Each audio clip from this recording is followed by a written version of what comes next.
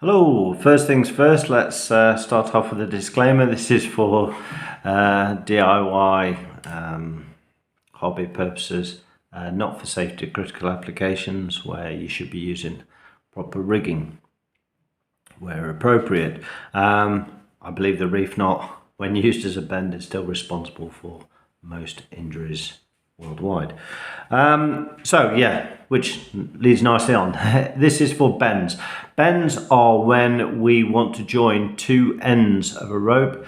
For the Zeppelin bend, what this video is about, it's for when the ropes are similar or same thickness.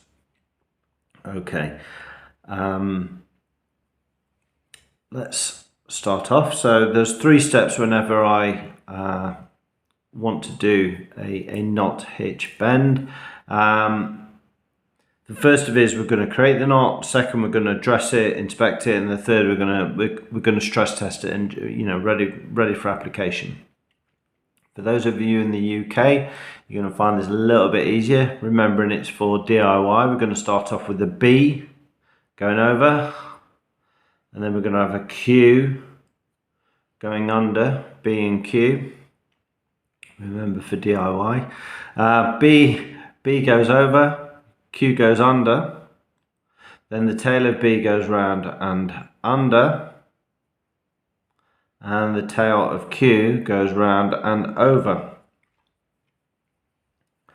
So we then make sure that these ends are going in opposite directions. As you can see there, that's part of the inspection. Then we dress it a little bit, tighten it up, just like your mum used to do with your tie maybe at school. There you go, and then that's finished. Putting the Zeppelin bend under stress, it's non-jamming. This is where I believe most of its strength comes from. Every time you've got a jam, the rope's acting like a pulley against itself, which is if you don't know, there's a crazy saying, if you don't know knots, tie lots. Unfortunately, every single knot can halve the strength of any rope it's put in, because that pulley system where it's really pulling against itself. Here, because it's non-jamming, we haven't got that. We haven't got that stress, so I believe this is why it's a really strong bend.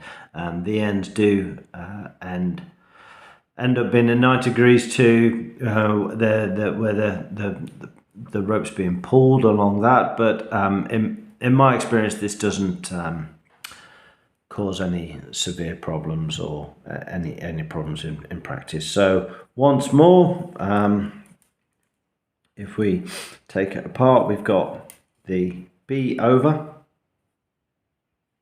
we have Q under, B over, Q under, the tail of B comes round and under, and the tail of Q comes round and over. Get in. So then we do that.